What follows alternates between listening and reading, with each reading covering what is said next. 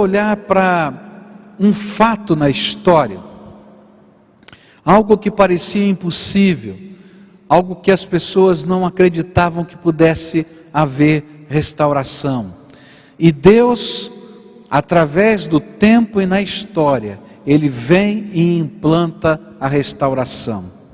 Eu creio que uma das maiores restaurações que encontramos nos registros da história é a restauração que o povo de Israel viveu quando voltou do cativeiro da Babilônia. Eu poderia acrescentar a segunda vez que o povo de Israel voltou para a sua terra, em 1948, quando um povo sem nação, sem terra, uma nação sem terra, volta para seu lugar conforme a palavra de Deus. A Bíblia diz lá no passado que o povo de Israel havia sido retirado da sua terra e havia sido levado para a Babilônia em cativeiro. E as profecias diziam que eles iam permanecer naquele lugar por 70 anos. Eles naqueles 70 anos se esqueceram da sua língua, parte da cultura e da sua identidade como povo e como nação havia se perdido também. As terras onde eles moravam já não lhes pertenciam mais. Povos de outros lugares do mundo foram trazidos e colocados naqueles lugares. O templo de Jerusalém havia sido queimado, as muralhas da cidade derrubadas, as casas estavam só ruínas naquele lugar. Havia essa sensação no coração de todas as pessoas que viviam naquele tempo, de que era impossível que o povo voltasse a viver naquele lugar, que aquela nação fosse restaurada. Mas a Bíblia nos conta, e a história também, que eles voltaram e reconstruíram o seu país, as suas cidades e o seu templo. E nessa noite eu queria olhar para essa história verdadeira, comprovada, algo que Deus prometeu por profecia e que se cumpriu, como um modelo daquilo que Deus continua fazendo nos dias de hoje, na minha vida e na sua vida.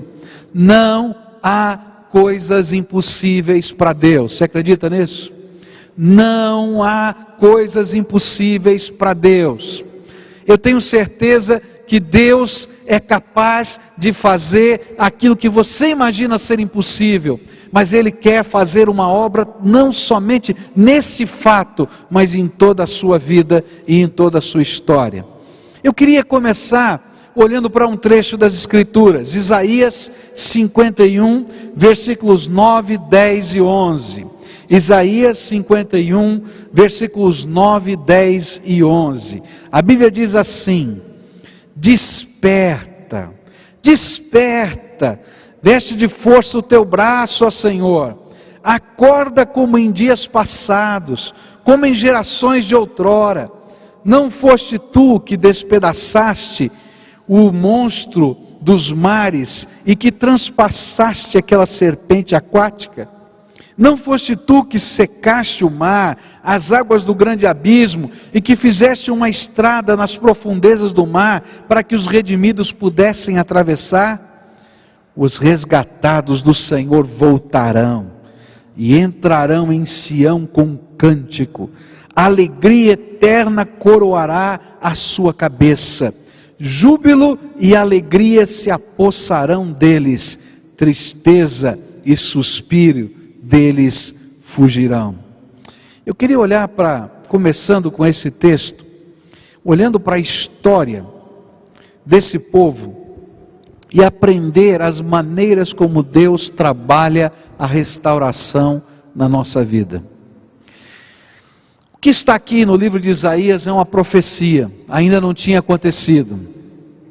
O que a palavra de Deus está dizendo é que, apesar de toda a conjuntura social, econômica e política daquele tempo, onde a maior nação do mundo, o maior poder bélico daquele tempo, havia dominado a terra e a nação de Judá, destruído todas as coisas, apesar deles terem sido desterrados, tirados daqui e colocados lá. Por quê? Porque os babilônios tinham uma estratégia de trabalhar o não levante, a não revolta dos povos conquistados, muito interessante. Ele pegava um povo de uma determinada região do mundo que tinha sido conquistado, e ele retirava o seu povo da sua terra, e levava para um outro lugar, e nesse outro lugar eles tinham que reconstruir tudo, e tinham que se readaptar, e aquela nação que tinha ficado lá atrás, se perdia na mistura das raças nessa nova terra.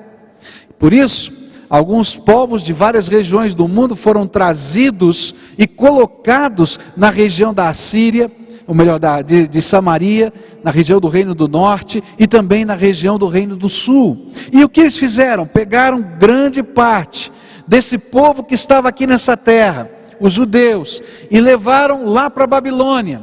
E lá na Babilônia eles tinham que começar tudo de novo. Eles mudavam tudo que tinha a ver com a cultura.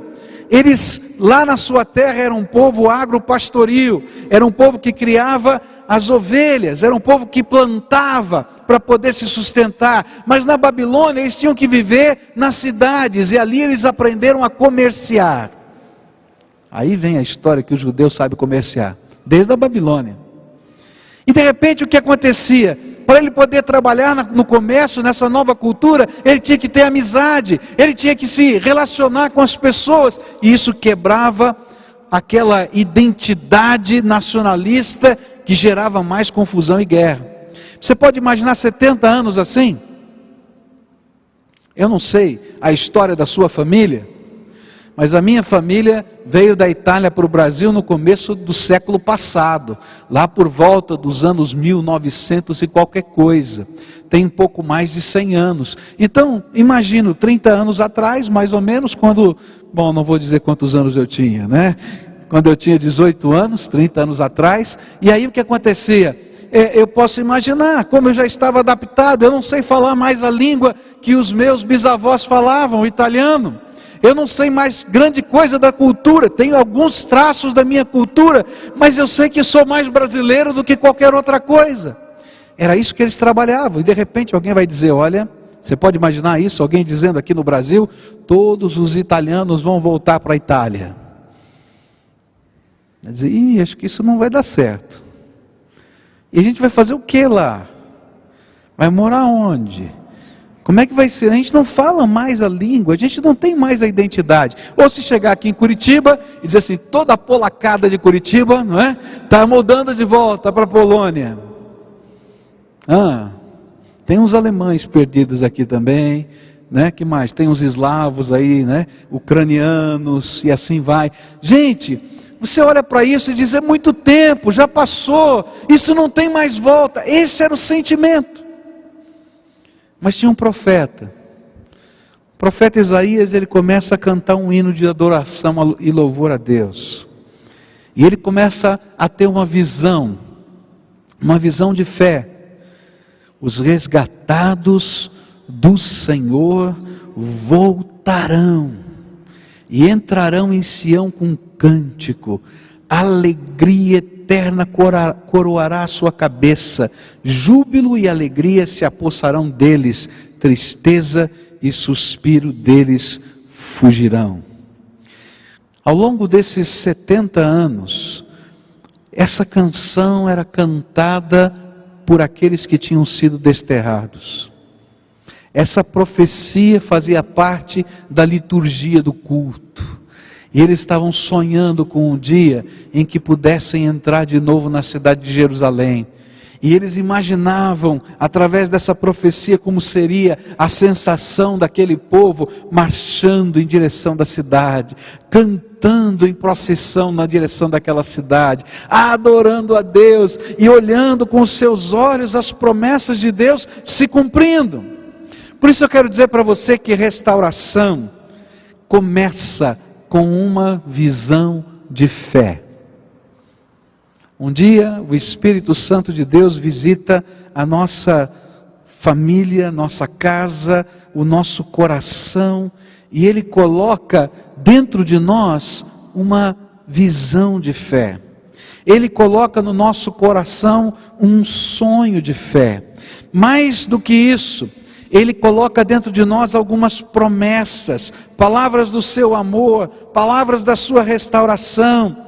E Ele mesmo semeia dentro de nós uma nova esperança. E é interessante que Isaías olha e diz assim: olha, vocês estão preocupados se isso é possível ou não é possível? Então lembra quem é Deus. Deus é aquele que tem a força no seu braço, é aquele que nos dias passados, nas gerações de outrora, foi aquele que destruiu e continua destruindo todo o poder das trevas, é aquele que fez secar o mar para a gente andar a pé na terra enxuta, é o Todo-Poderoso, e é esse que vai despertar o seu braço forte e tocar a nossa vida. Por isso, a lição da história aqui revelada é que devemos prosseguir dia a dia, firmados na fé que Ele mesmo suscitou em nós. Não sei como, não sei de que maneira, mas o Espírito Santo de Deus tem colocado no seu coração uma esperança, um sonho. Eu quero ver a minha casa transformada, eu quero ver meu filho, eu quero ver o meu coração, eu quero ver alguns vícios que eu não sei lidar com eles, que o Senhor transforme na minha vida. Eu quero ver algumas tendências que eu tenho sendo mexidas, mas eu não sei como isso vai acontecer. E Deus coloca dentro de nós um sonho, uma visão de fé. É possível, Deus pode, Deus pode. Eu recebi essa semana um e-mail muito gostoso, falando de uma pessoa que assistiu o nosso culto pela internet. Está numa outra cidade, bem distante daqui, alguém que está buscando a Deus, que conhece a palavra de Deus, mas que tinha um problema do vício do cigarro há muitos anos, desde os seus 14 anos, ele já é uma pessoa madura, ele faz uso do fumo. E numa das noites dessas, num daqueles cultos, naquele momento do apelo, quando eu falei para algumas pessoas que tinham vícios, que elas podiam colocar nas mãos do Senhor, porque o Senhor podia tratá-las, aquela pessoa colocou o seu cigarro nas mãos do Senhor Jesus. E lá da cidade dele, agora no final da campanha, ele mandou um e-mail dizendo que o Senhor o libertou do fumo desde aquele dia, e ele não colocou nada mais na boca. Por quê? Porque o Senhor vai lá e coloca dentro de nós uma visão de fé. É possível. Todo mundo está dizendo que é impossível, mas é possível. Não desista do sonho de fé que Deus colocou no seu coração. Não permita que as vozes que eram ouvidas lá naquele tempo, no passado, controlem o seu coração. Aquilo que o povo ouvia naquele tempo é: não adianta mais, não funciona, não é possível, muito tempo já passou. A história nos convida a crer, não porque vemos, mas porque confiamos no Deus que tem nos prometido a sua graça. Restauração sempre será uma história de fé. A segunda coisa que eu aprendo nessa história tão bonita, vai aparecer anos lá na frente, a profecia, 70 anos, dizendo que 70 anos seriam cumpridos, e olha só o que vai acontecer no livro de Esdras, no capítulo 1. Gente, 70 anos se passaram, e olha só o que a Bíblia registra em Esdras capítulo 1. No primeiro ano do reinado de Ciro, rei da Pérsia, a fim de que se cumprisse a palavra do Senhor, falada por Jeremias, o Senhor despertou o coração de Ciro, rei da Pérsia, para redigir uma proclamação e divulgá-la em todo o seu reino, nestes termos. Assim diz Ciro, rei da Pérsia: o Senhor, o Deus dos céus, deu-me todos os reinos da terra, e designou-me para construir um templo para ele em Jerusalém, em Judá. Qualquer do seu povo que esteja entre vocês, que o seu Deus esteja com ele, e que vá a Jerusalém de Judá, reconstruir o templo do Senhor, o Deus de Israel, o Deus que em Jerusalém tem a sua morada, e que todo sobrevivente, seja qual for o lugar em que esteja vivendo, receba dos que ali vivem prata, ouro, bens, animais e ofertas voluntárias para o templo de Deus em Jerusalém. E então os líderes das famílias de Judá e de Benjamim, como também os sacerdotes e os levitas, todos aqueles cujo coração despertou Deus, dispuseram-se a ir para Jerusalém e a construir o templo do Senhor. E todos os seus vizinhos os ajudaram, trazendo-lhes utensílios de prata, de ouro, bens, animais e presentes valiosos, além de todas as ofertas voluntárias que fizeram. Além disso, o rei Ciro mandou tirar os utensílios pertencentes ao templo do Senhor, os quais Nabucodonosor tinha levado de Jerusalém e colocado no templo do seu Deus. Ciro, rei da Pérsia, ordenou que fossem tirados pelo tesoureiro Mitredate, que os enumerou e os entregou a Sesbazar, governador de Judá. Sabe o que é tremendo? É que restauração não é utopia. Restauração não é um sonho que não pode ser concretizado, não é uma esperança barata, não é uma crendice popular, mas sabe o que é? É manifestação do poder de Deus na nossa vida. Restauração não é uma psicologia popular, nem o poder do pensamento positivo, nem é o mover dos homens nas suas articulações para construir alguma coisa politicamente.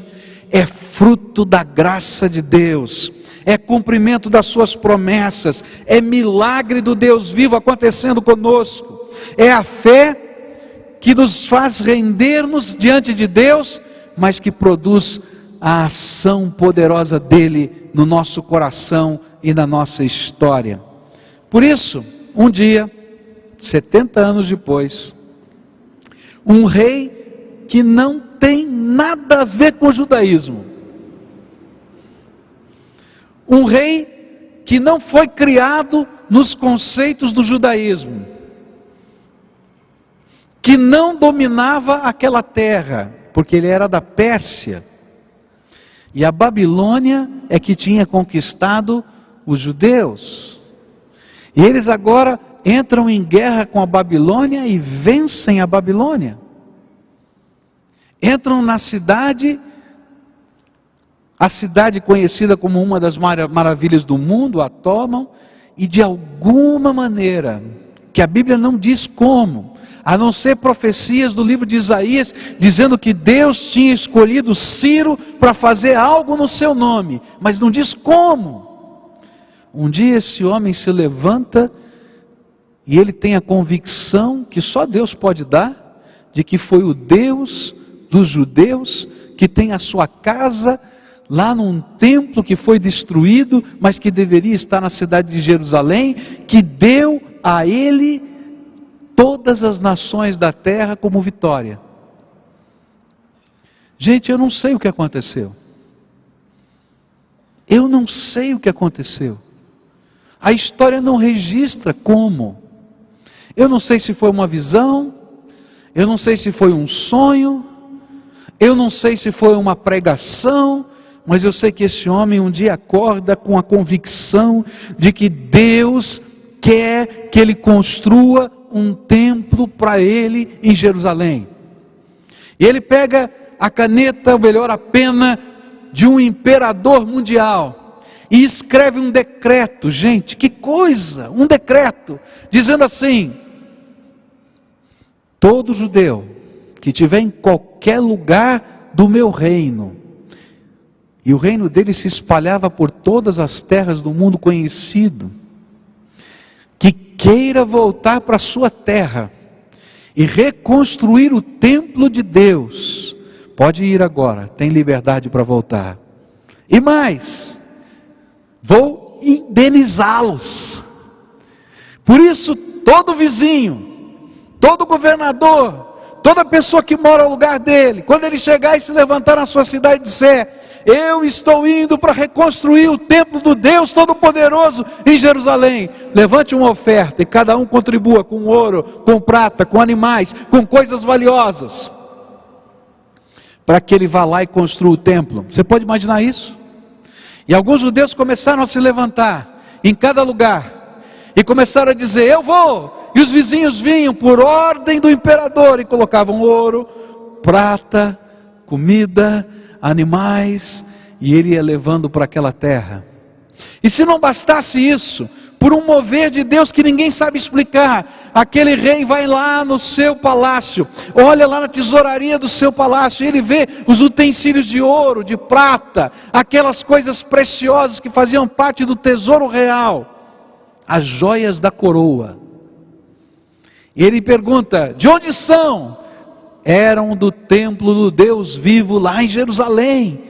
Pode tirar tudo daqui e manda tudo de volta para o templo de Deus. E aí, se você ler o livro de Esdras, você vai ver a lista: quantas toneladas de ouro, quantas toneladas de prata. Gente, Deus estava agindo, Deus estava intervindo nas coisas que eram impossíveis. Por isso, restauração não é uma fé barata. Restauração é um mover divino, é o braço de Deus que intervém, é o Todo-Poderoso que vai lá e faz coisas que nós não entendemos, que nem sempre nós vamos entender por que e como, a não ser a certeza de que Deus colocou a sua mão. Alguns anos atrás, final da década de 70, começo da década de 80, eu fazia parte de um grupo de intercessão que reunia pessoas de todo o mundo. E a gente se conectava através de correspondências e recebíamos as informações dos motivos de oração. E houve um movimento naquele período de tempo, que eram pessoas que saíam e visitavam os países mais fechados para o Evangelho naquela época, e naquelas cidades eles oravam. E eu me lembro que um dos países mais fechados daquela época era a antiga chamada União Soviética.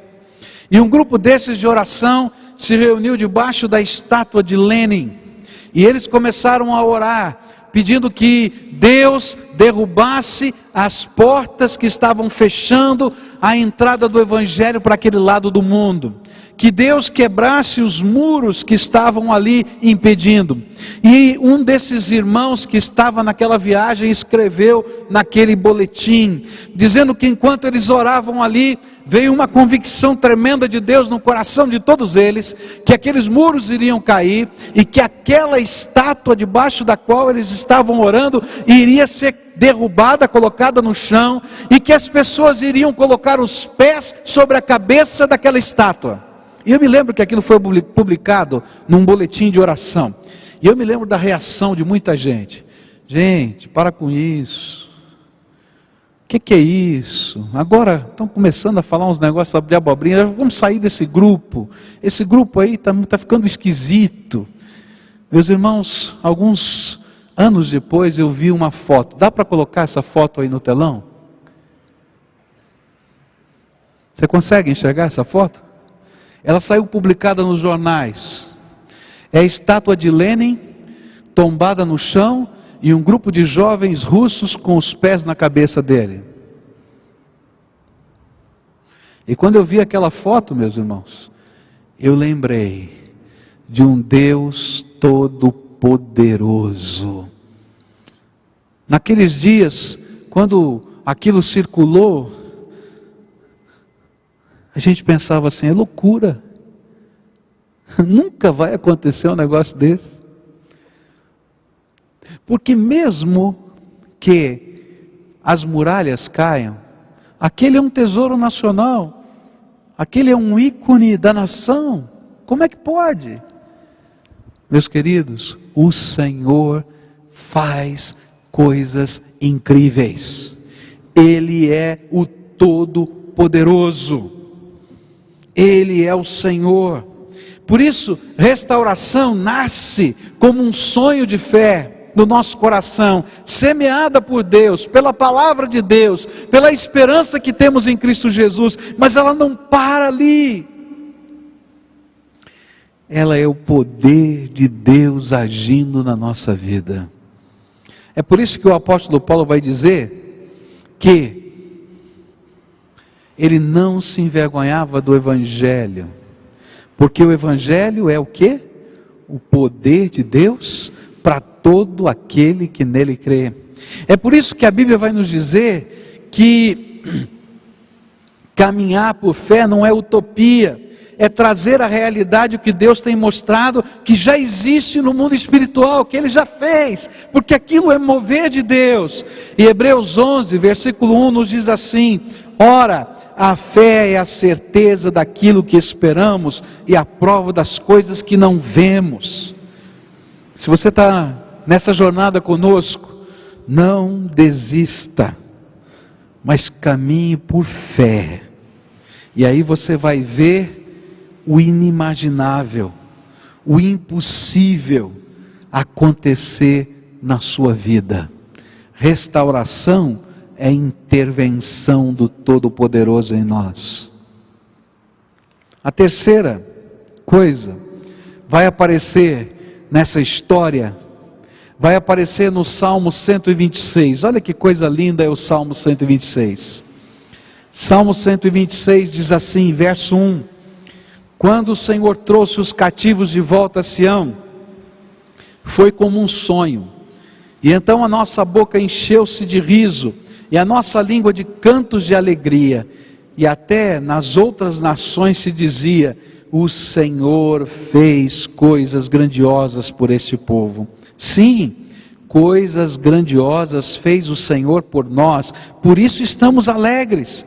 Senhor, restaura-nos, assim como enches o leito dos ribeiros no deserto.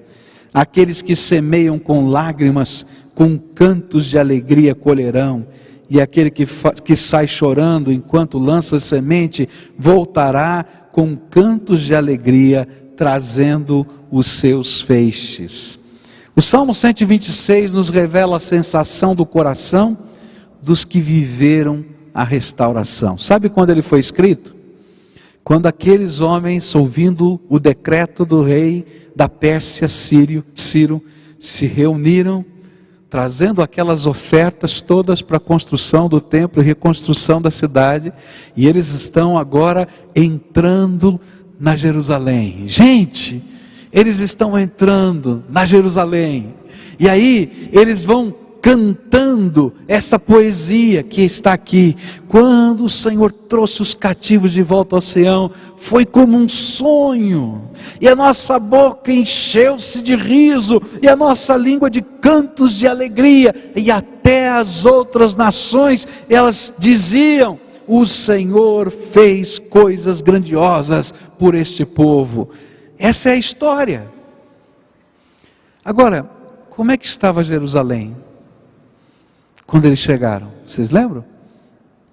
Os muros quebrados, o templo destruído, as casas em ruínas, mas eles estão andando naquela terra, e eles estão celebrando o Todo-Poderoso. Meus irmãos, restauração é isso. Deus coloca um sonho de fé, e Ele começa a fazer milagres na nossa vida. Ele começa a mexer nas circunstâncias, Ele começa a mexer no coração de pessoas, Ele começa a mexer no nosso coração, Ele começa a mudar os nossos valores. A gente sabe que alguma coisa está acontecendo, aquela esperança se torna em júbilo, em alegria dentro de nós, a festa dentro de nós, mas ainda tem casa no chão, tem muro quebrado e o templo não está pronto. A alegria do Senhor está dentro de nós, mas não acabou a obra. Não acabou a obra. E é por isso que esse salmo ele termina dizendo assim: aqueles que semeiam com lágrimas, com cantos de alegria colherão.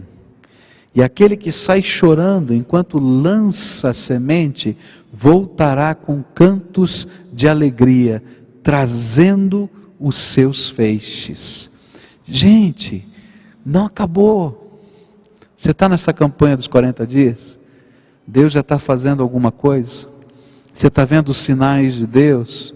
Está vendo um mover do Espírito na direção do projeto que Ele tem para você?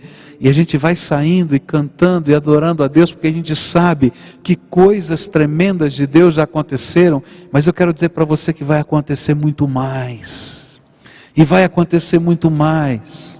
E às vezes nós vamos ter que mexer agora no entulho.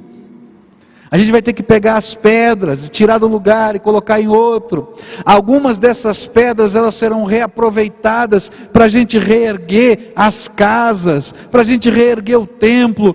Mas queridos, algumas não dão mais, não prestam. E se ficarem, vão estragar o que a gente está reconstruindo. Por isso, a gente vai ter que fazer um mutirão espiritual e botar para fora alguma coisa. Mas vai ter que também colocar dentro da nossa vida e da nossa esperança os sonhos do que Deus está fazendo. O restaurado, ele se torna um adorador, porque ele sabe que Deus já tem feito grandes coisas por ele, sabe que não terminou a obra, mas ela continua sendo realizada por Deus em nós, mas ele já fez tanta coisa. E por isso, nós o adoramos. E nós não temos medo de semear, às vezes chorar, reconstruir e continuar reconstruindo. E se você está sendo trabalhado por Deus e ainda não se transformou num adorador, eu quero dizer para você que isso é pura ingratidão. Porque Deus já tem feito coisas tremendas na sua vida.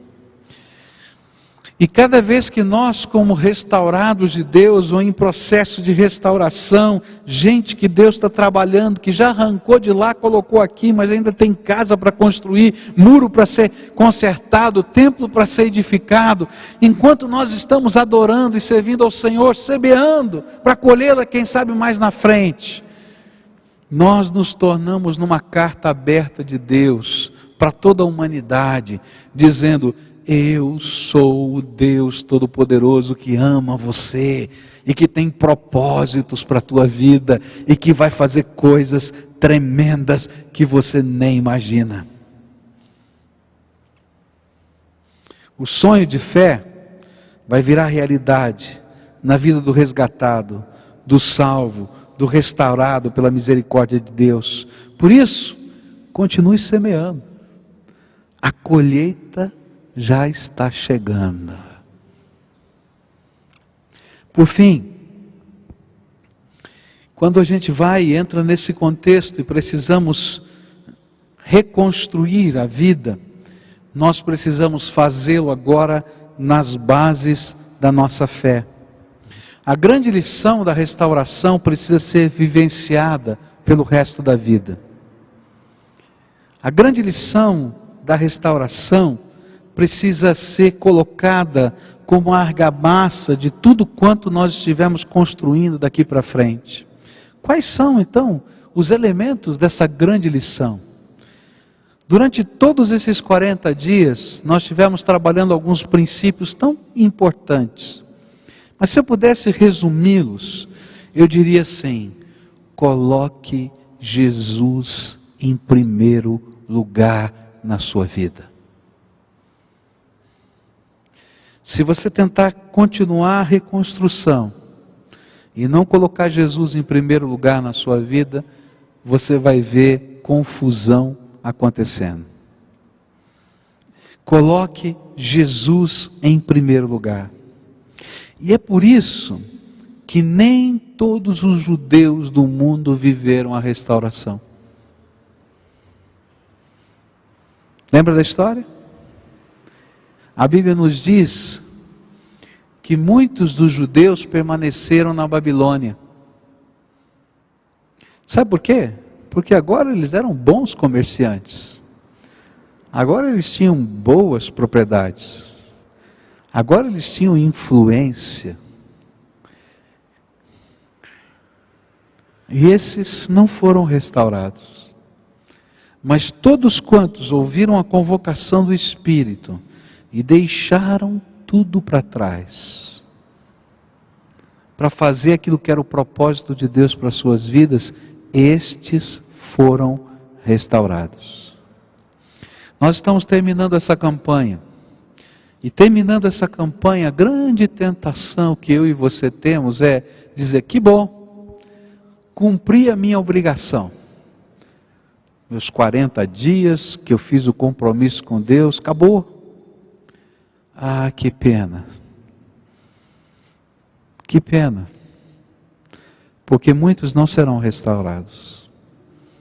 E se já foram, vão ser quebrados de novo. Porque a lição que Deus quer que nós entendamos para o resto da vida e sobre ela estejamos construindo a nossa história é simples. Jesus precisa ser o primeiro na tua vida. A Bíblia diz: buscai primeiro o reino de Deus e a sua justiça, e o quê? Todas as outras coisas vos serão acrescentadas.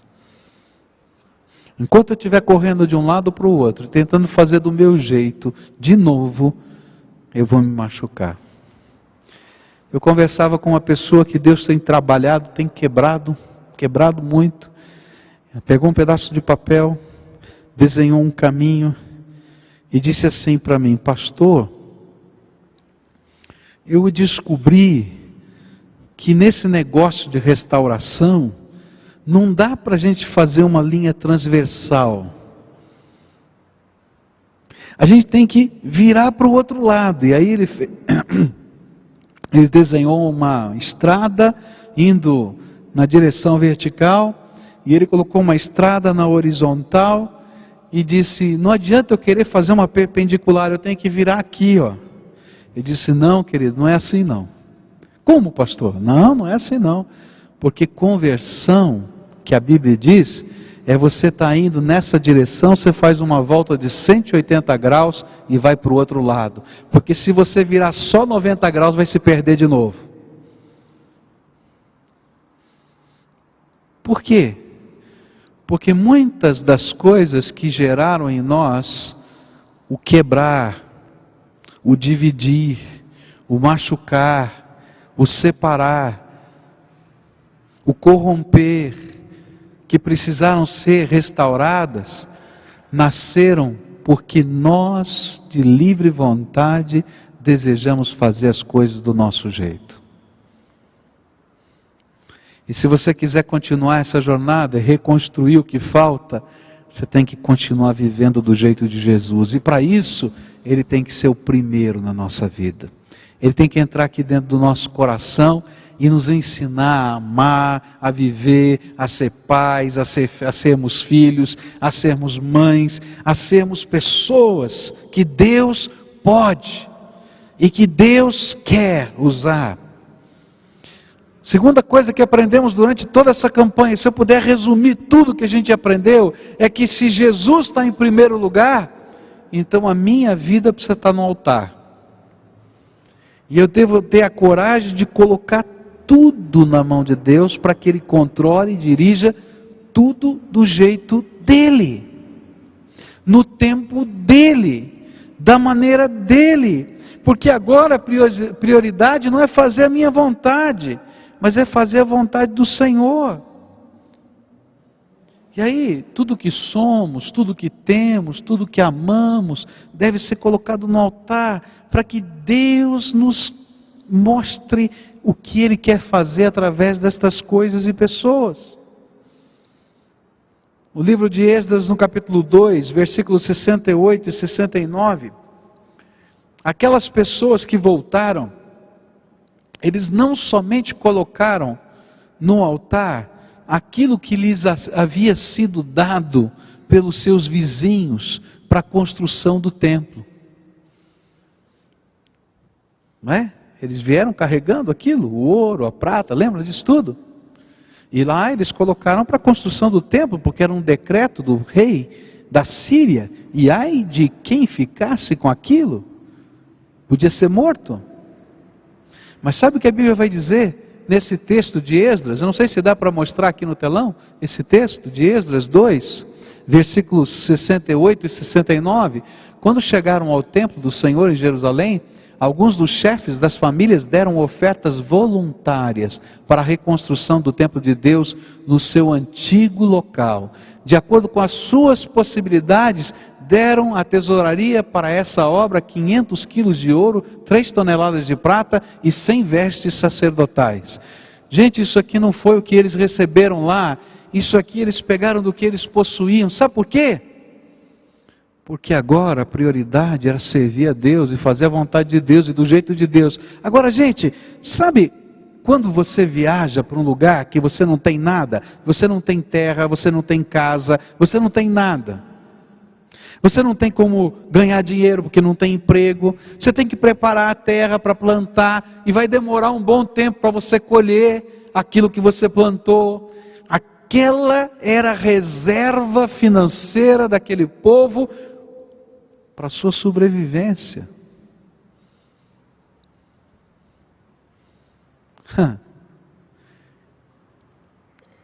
Tudo doido. É mesmo. Mas sabe por que eles fizeram isso? Porque aquele que foi restaurado sabe que ele não depende de si mesmo, nem da sua inteligência, nem da sua capacidade, nem do seu dinheiro. Ele depende do Deus vivo. E o que for preciso vai acontecer. Por isso ele se coloca inteiro no altar, porque ele confia em Deus.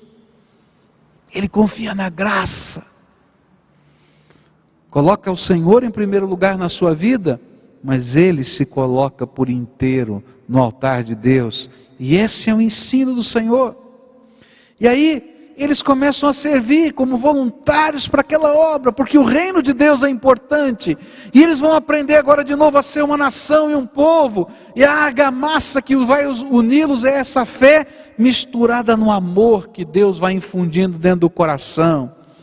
Eu quero dizer para você que você está sendo enviado no final desses 40 dias para esse mundo, para essa terra, para essas famílias, para esse lugar de emprego, para essa escola onde você está, e você vai ser uma bênção. E aquilo que Deus está fazendo na sua vida vai se multiplicar na vida de outros, mas para isso, Jesus tem que estar em primeiro lugar na tua vida. Você tem que estar inteirinho no altar dele. As suas mãos podem ser as mãos de Jesus nessa terra. E o seu coração está aberto para amar aquele que Deus ama. E gente, vai aparecer um Sambalate, Tobias aí nessas histórias. Não é? Se você ler o trecho da palavra, gente que vai criar tanta confusão, tanto problema, vão tentar impedir, vão tentar fazer. Mas o Senhor coloca aquele povo com uma prova viva de que é Ele quem age. Durante esses 40 dias nós estivemos olhando para aquilo que Deus queria fazer, e já começou a fazer. Mas eu quero dizer para você, não terminou. Ele já te trouxe até a porta da cidade. Agora tem pedra no meio do caminho para ser tirada. Tem muro para ser reconstruído. Tem algo a ser feito. E vou dizer mais para você. A restauração é um processo de Deus que vai durar a minha vida inteira. Porque a vida é tão dinâmica, que coisas novas vão acontecendo hoje, e amanhã, e depois de amanhã, das quais, ou com as quais, Deus vai ter que tratar no meu coração. Às vezes eu tenho a sensação de que se eu resolver uma determinada área da minha vida, um determinado problema, uma determinada dificuldade que eu tenho, um determinado pecado, se eu conseguir resolver isso, está tudo bem, acabou, já resolvi tudo. Olha, acabou, minha vida vai ser maravilhosa. Aí eu resolvo, Deus é bom. E aí surge uma coisa maior. E a gente diz, epa, eu não sabia que tinha isso pela frente. E aí Deus diz, continua, filho. Porque eu que estive contigo ontem, sou aquele que estarei com você todos os dias até a consumação dos séculos.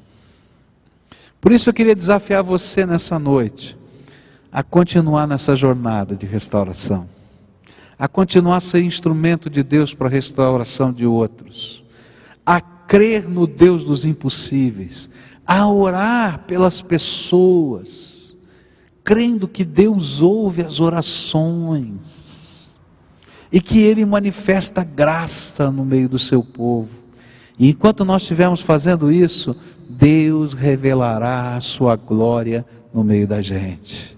E a sensação do povo de Deus de adoração e louvor é de quem está marchando e entrando na cidade prometida e esperada por tanto tempo, e Deus assim faz. Nessa noite eu queria orar com você por esses princípios que Deus quer que você continue vivendo. Colocar Jesus em primeiro lugar na tua vida. Colocar toda a sua vida no altar de Deus para que seja para a glória dele. Oferecer as suas mãos para o serviço.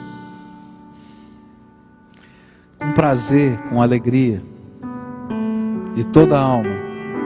Pedir que Deus semeie do seu amor no seu coração, para você regar com amor dele no teu coração, os seus relacionamentos, as coisas que foram restauradas, as coisas que ainda precisam ser trabalhadas. E de uma maneira especial eu queria orar com aqueles que durante todo esse tempo têm enfrentado uma grande batalha, uma grande luta.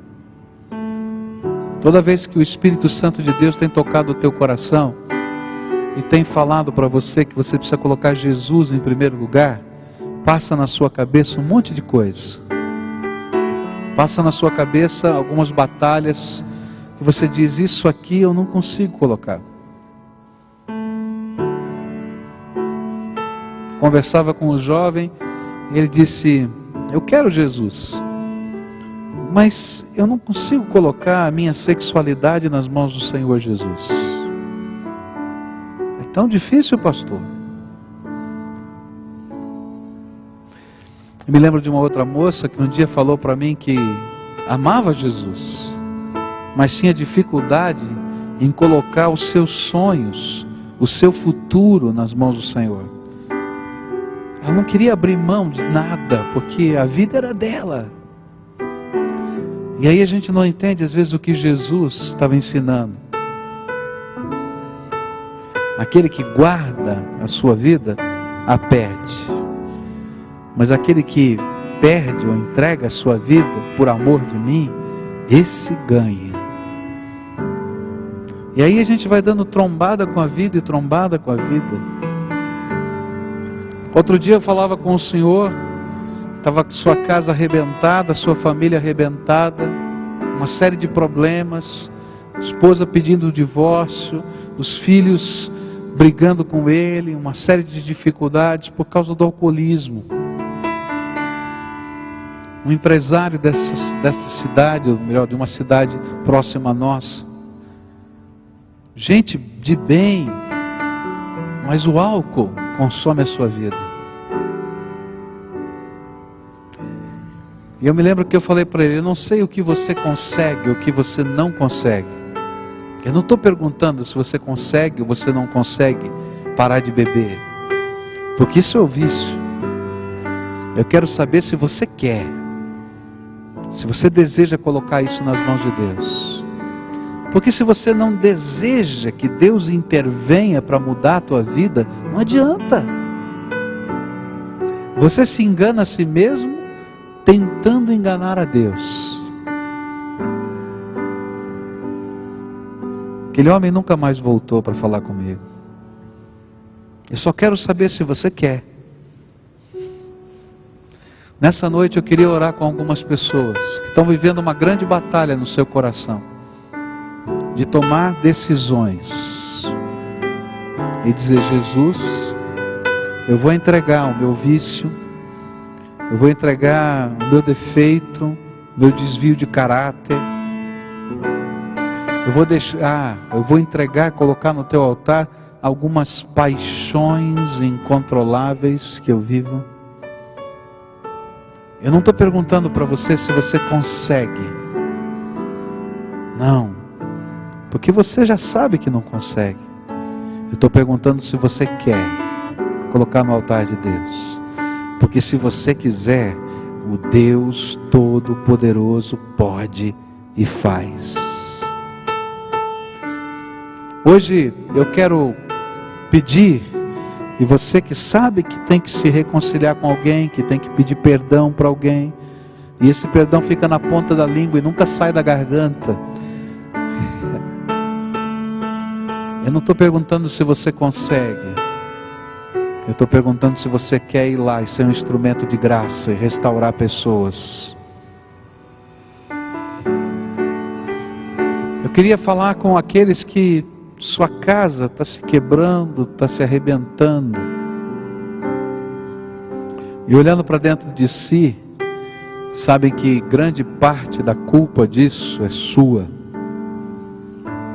Eu não estou perguntando se você consegue. Eu estou perguntando se você quer que Deus intervenha na tua vida para transformar você primeiro. Gente, quando a gente fala em restauração, a gente não fala num passe de mágica, porque mesmo quando a gente entra dentro da cidade, tem pedras para serem colocadas no lugar e pedras para serem jogadas fora. Mas ninguém vai roubar de um servo de Deus a alegria de entrar naquela cidade, e nem de mexer naquelas pedras, e nem de ver os edifícios da graça de Deus se levantando. Eu não estou perguntando para você se você aguenta o peso dessas pedras. Eu estou perguntando se você quer colocar a mão nelas e fazer o que Deus está mandando para você. Porque sabe, Deus, se for preciso, Ele vai mandar 2 ou 3 ou 4 ou 5 pessoas do seu lado para te ajudarem. Se for preciso, vem até um terremoto para mexer a pedra do lugar. Eu não sei o que Ele vai fazer. Como? Eu não sei. Mas eu sei que Ele faz.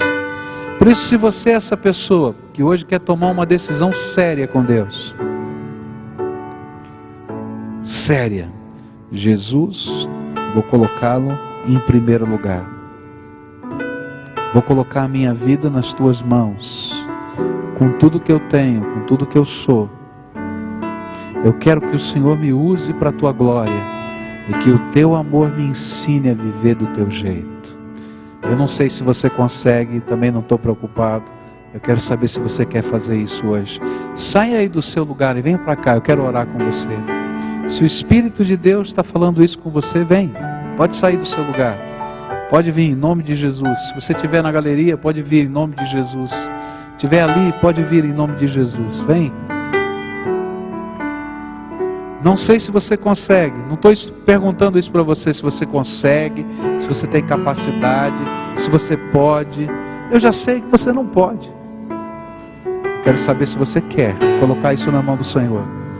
Tua vida na mão do Senhor. Pedir que Ele faça algo que a gente não pode fazer, que eu não posso fazer, mas que Ele pode. Se o Espírito de Deus estiver falando com você, vem logo, em nome de Jesus. E se você estiver aí na sua casa, nessa hora, não se preocupe se tiver mais gente em casa. Dobra o teu joelho na presença de Deus.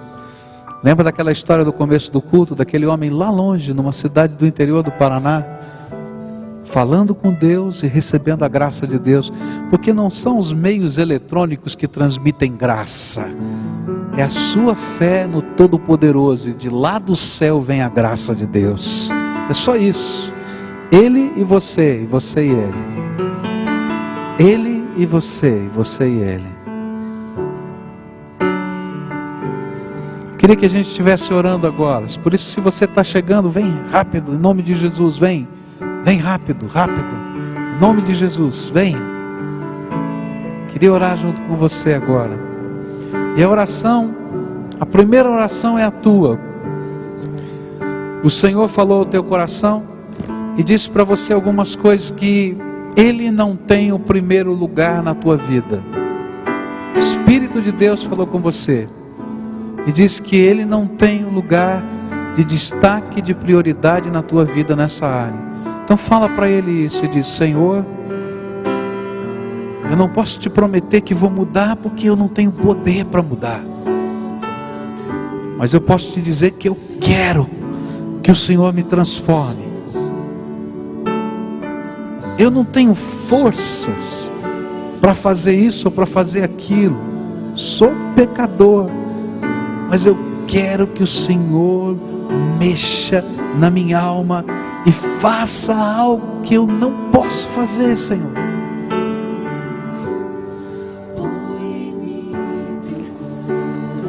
Queria que você continuasse orando e você se colocasse inteirinho no altar do Senhor. Inteirinho no altar do Senhor. Sabe o que significa? Você vai colocar nas mãos de Deus o teu passado.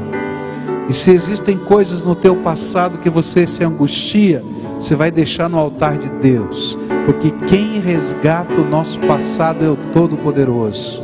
Eu não posso voltar lá, mas Deus pode mexer nisso. Você vai colocar o teu presente, a tua insegurança, o teu medo, a tua angústia, o que está havendo de batalha no teu coração hoje, você vai colocar no altar de Deus. Você vai colocar o teu sonho, o futuro, aquilo que você quer ou aquilo que você não quer, você vai deixar na mão dele para ele te dominar, te governar, te instruir segundo a vontade dele.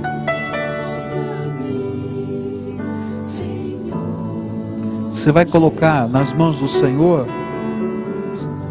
as tuas habilidades, os teus dons, os teus talentos, porque as suas mãos serão usadas para a glória de Deus.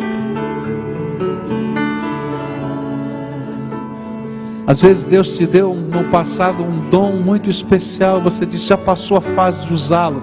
Deus hoje está dizendo, te restauro, usa, eu vou fazer de você instrumento da minha graça. Pega tudo que você tem e possui, Deus deu para o seu sustento, para o seu bem, e você vai dizer, Senhor, é teu, do jeito que o Senhor mandar, do jeito que o Senhor mandar, e a gente vai aprender a andar com Deus do jeito dele. Não quero nada, nem essa igreja quer nada seu, não entenda errado. Eu quero que você se disponha a servir ao Senhor com seus bens, se Ele te pedir. Só isso, e que você tenha alegria de fazer isso, porque se for sem alegria, não vai funcionar, Deus não aceita. Agora eu quero orar por você. Eu vou pedir que Deus intervenha sobre a sua vida, como Ele fez no passado, na vida do rei Ciro. Eu não sei como é que Deus fez para aquele homem pensar em construir um templo em Jerusalém. Eu não sei. Mas eu creio num Deus Todo-Poderoso. Senhor Jesus, está aqui um povo que é teu. E eles vieram aqui à frente, Senhor, porque eles sabem que não podem, que não conseguem, que não são capazes, até para colocar o Senhor em primeiro lugar nas suas vidas. Mas eles vieram aqui para dizer, eu quero que Tu sejas o Senhor e o Salvador da minha vida. E eles estão aqui para dizer, Senhor, eu quero, de toda a minha alma, que o Senhor receba a minha vida por completo, colocada no Teu altar, como instrumento de adoração e louvor ao Senhor. Eles estão aqui para dizer, Senhor, eu não posso, eu não sou nem digno, mas eu desejo de todo o meu coração Te servir e Te honrar com a minha vida. Senhor, eles estão dizendo aqui, Senhor, eu não consigo amar e construir em amor os meus relacionamentos. Há uma tensão tão forte, uma mistura de sentimentos dentro de mim.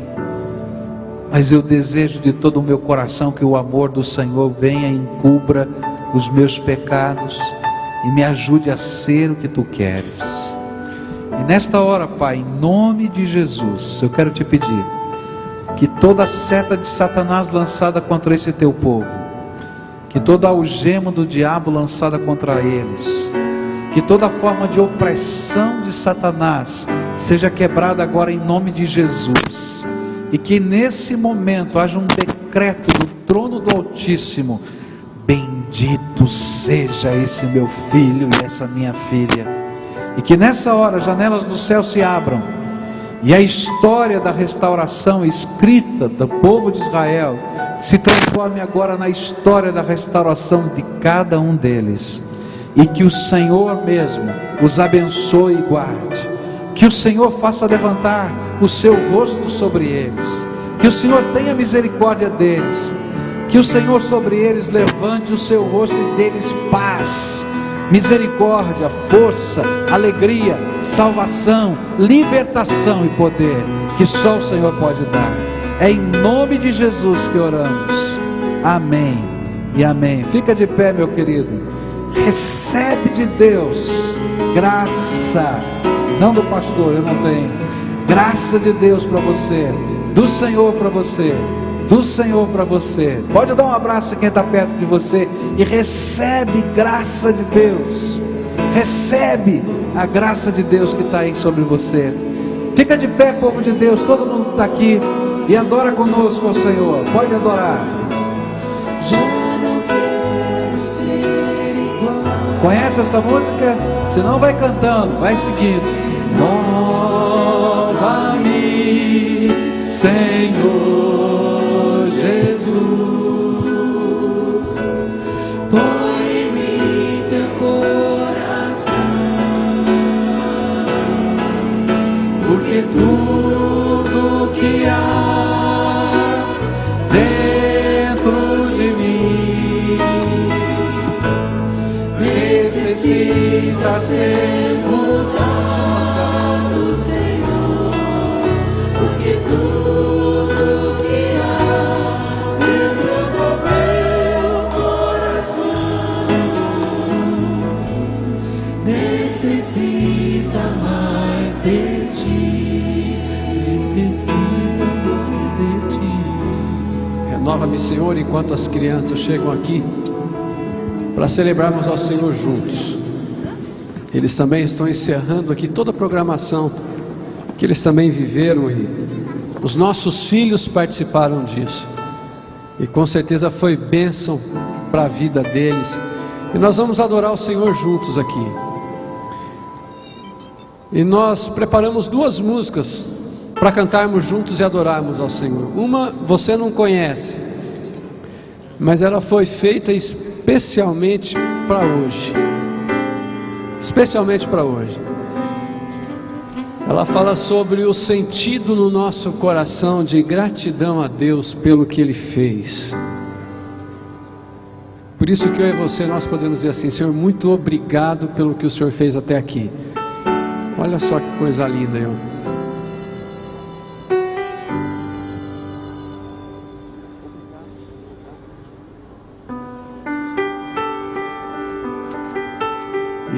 Isso. Vai fazendo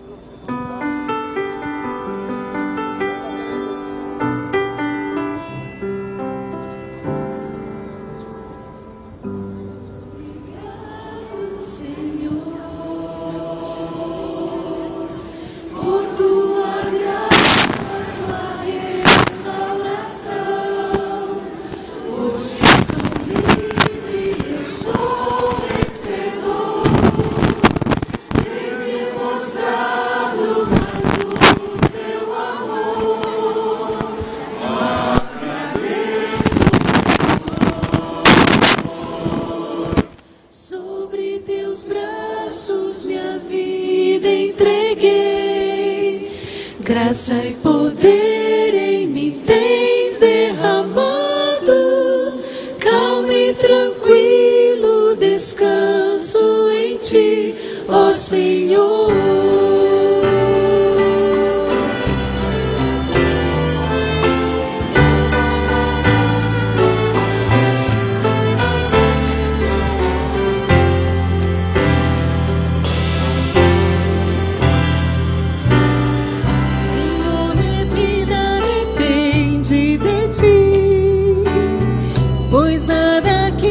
posso eu controlar.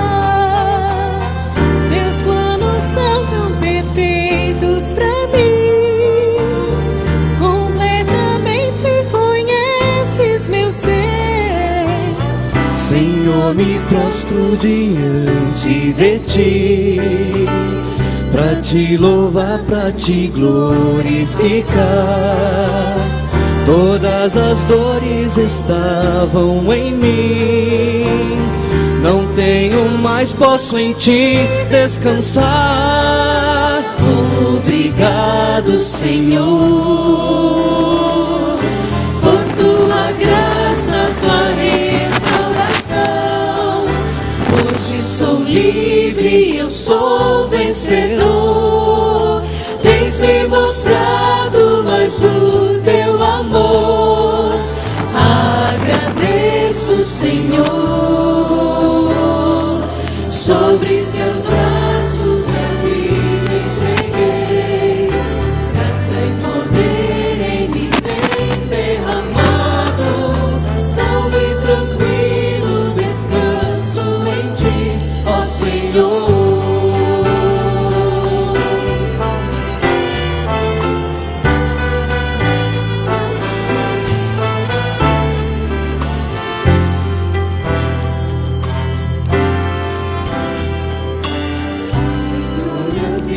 Depende de ti, pois nada que posso eu controlar. Teus planos são tão perfeitos pra mim. Completamente conheces meu ser. Senhor, me prostro diante de ti, pra te louvar, pra te glorificar.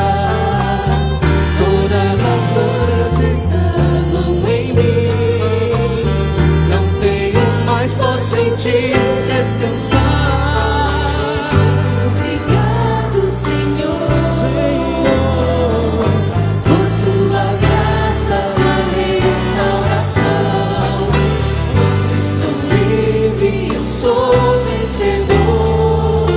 Tens me mostrado mais do teu amor.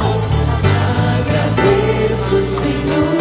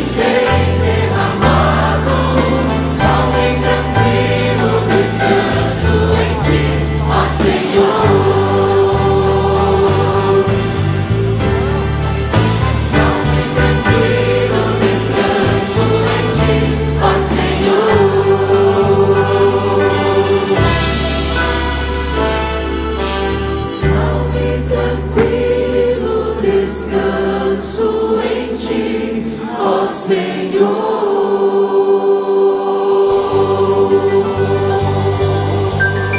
Amém, amém. Celebramos ao Senhor juntos, dizendo que Ele está vivo, amém?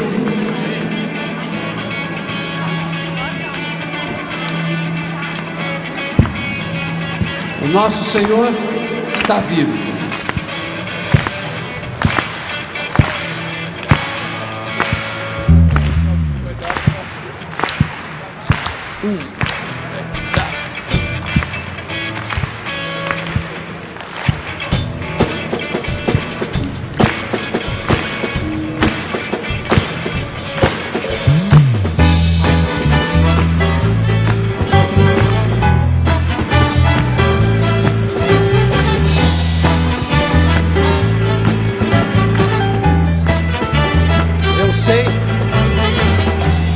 sei, Ele me resgatou, seu sangue me purificou. Creio sim,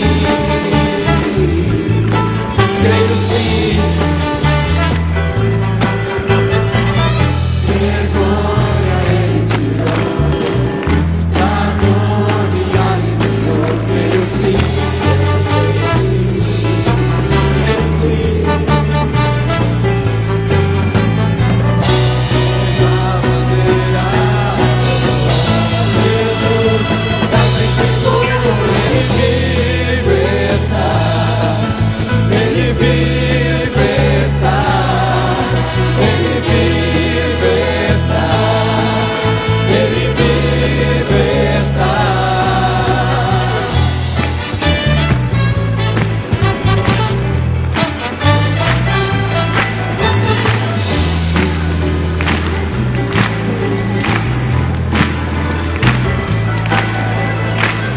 Eu sei, Ele me resgatou, seu sangue me purificou. Creio sim, creio sim.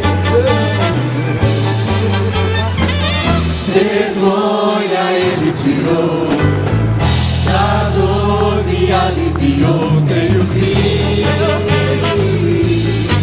creio sim.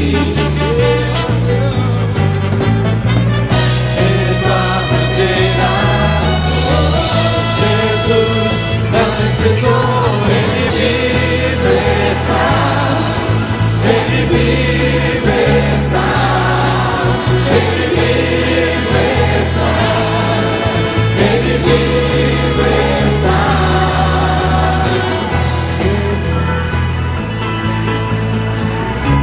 Vamos lá? Ele vive está cada vez mais. Ele vive está, Ele vive está. Ele vive está, Ele vive, o meu fardo Ele leva, meu fardo leva, comigo está. E o que eu vou fazer então? Vou esperar e celebrar até Jesus voltar. Agora o Senhor lhe diga assim agora, todos juntos.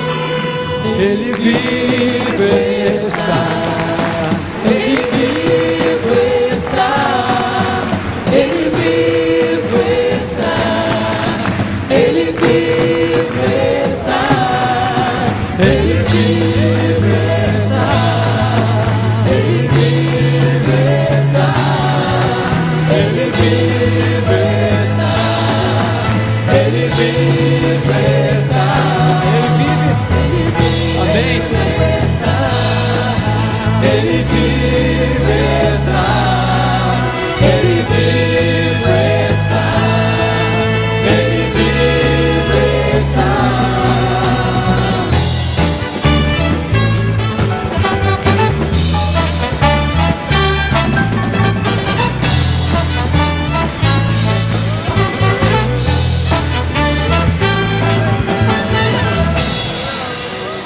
Uau!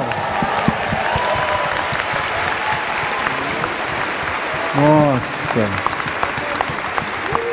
Quanta criança! Olha só, que coisa linda, não é? Elas também estão fazendo isso, adorando a Jesus, mas celebrando o Dia das Mães com vocês, viu? Que Deus abençoe cada uma das mães que estão aqui. Eu queria encerrar esse culto orando aqui pela vida do Anselmo. Quarta-feira ele está indo para a Europa, como eu falei, vai acompanhar a seleção brasileira, vai estar ali ministrando, se Deus assim permitir, se as portas continuarem abertas, não é? Vocês não imaginam a batalha que é isso. Você pode imaginar o que é entrar dentro da concentração da seleção brasileira? Todo ano que vai lá, já a segunda vez, segunda Copa, essa aqui é a terceira, sempre é um milagre novo, não é? Porque a gente não consegue credencial, mas ele nunca deixou de estar lá dentro, porque Deus faz coisas tremendas. Então eu queria que nós orássemos por ele, que nós estivéssemos colocando a vida dele nas mãos do Senhor, e que ali a palavra de Deus possa ser pregada, amém? Também a família, né? Família que fica. Família que vai ficar aqui. Quanto tempo você vai ficar longe da família? Depende da classificação da seleção. Se ela for até o final, é 40 e poucos, 45 dias. Então vamos orar. Se Deus quiser, até o final, né? Então vocês têm mais 40 dias de oração agora. Vamos orar. Senhor, nós te louvamos por essa festa tão gostosa de adoração e louvor. Como nos fez bem ver essas crianças entrando no templo, te adorando com tanta alegria, celebrando a gratidão e celebrando que Jesus vivo está. E nesta hora colocamos o teu servo, o pastor Anselmo, nas tuas mãos, dedicamos esse teu servo ao Senhor e pedimos que o Senhor o unja com poder e graça, para que ali ele possa testificar do poder, do amor, da misericórdia do Deus vivo. E que ele, Senhor, possa ser instrumento do Senhor no meio daqueles jogadores, da nossa seleção e de outros times, proclamando a palavra de Deus. Como não aconteceu, Senhor, no passado, em que as portas das televisões se abriram para que ele pudesse testemunhar, que ele também seja instrumento do Senhor para toda essa terra. Fica, Senhor, com a sua família nesse tempo difícil de ficar longe do seu papai, longe do esposo, e eu te peço em nome de Jesus, que o Senhor possa guardá-los no teu poder e na sua misericórdia. Sê conosco, Pai, porque queremos ser o teu povo restaurado, que faz diferença nessa terra. Em nome de Jesus oramos. Amém e amém. Amém?